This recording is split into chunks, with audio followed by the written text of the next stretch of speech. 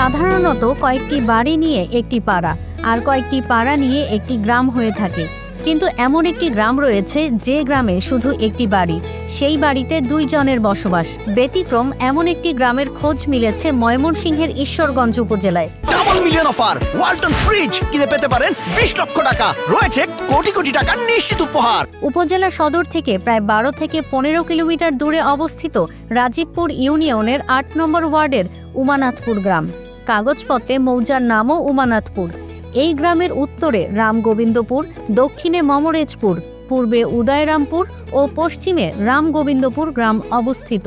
সিরাজুল ইসলাম সরকারের নামে 23 শতক জমির ওপর বাড়িটি অবস্থিত।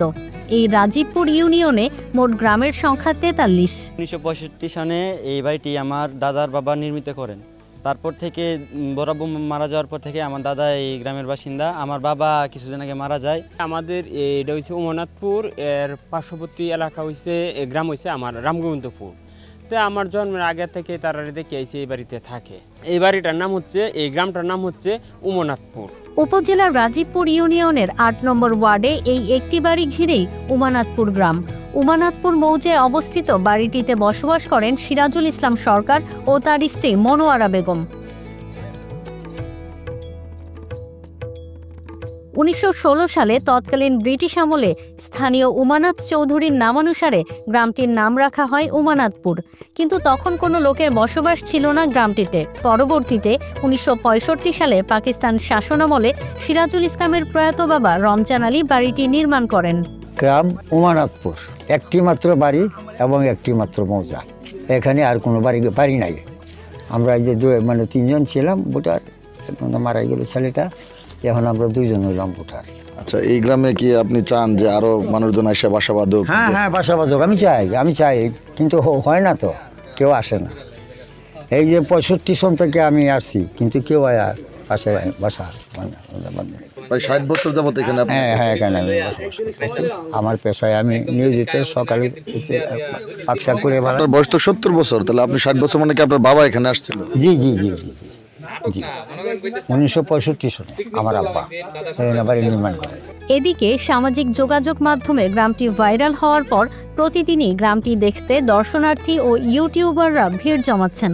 এটা একটা আসলে অভাবনীয় ব্যাপার যে কিভাবে সম্ভব যে একটা গ্রামে মাত্র একটা পরিবার, যেখানে যে কোনো গ্রামে গেলেই দেখা যায় যে গ্রামের আশেপাশে অবশ্যই বাড়িঘর অনেক পরিমাণে না থাকলেও একটু হলেও মানুষ থাকে, অবশ্যই থাকে, কিন্তু এরকম একটা যে ফ্যামিলি আছে এটা জানার পর আমাদের খুব আগ্রহ জাগছে যে আসলে এটা কিভাবে সম্ভব। তো এই কারণে মূলত আমরা এখানে আসছি। আসার পরে দেখতে পেলাম যে চাচা আসলে এখানে উনার চাচাকে নিয়ে এখানে থাকেন। বাংলাদেশ হলো ঘনবসতিপূর্ণ দেশ, আর এই দেশের এতই জনসংখ্যা, আমরা জনসংখ্যার ঘনত্ব বাড়তে বাড়তে দেশের জনসংখ্যা হিসাবে আমরা বোঝা হয়ে গেছি।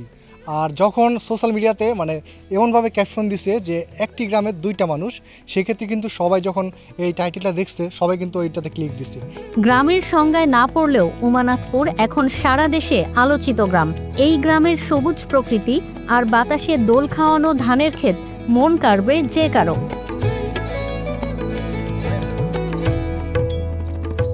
ময়মনসিংহ থেকে মাহমুদুল হাসান মিলনের তথ্য ও ভিডিও নিয়ে রিপোর্ট risingBD.com।